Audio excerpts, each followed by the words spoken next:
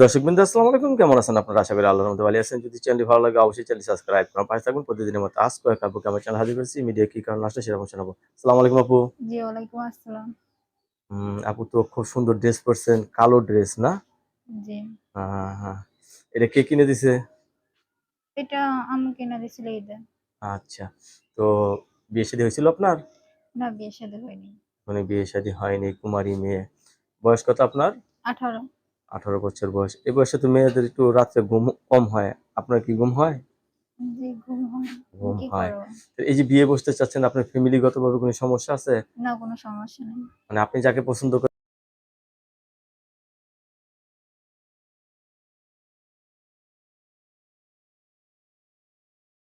করছেন, এখন বিয়ে বসতে চাচ্ছেন, হুম, ফ্যামিলিতে বাবা-মা সবাই আছে তো?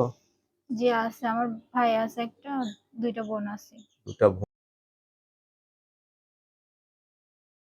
ভাই বড়। দর্শক সমস্যা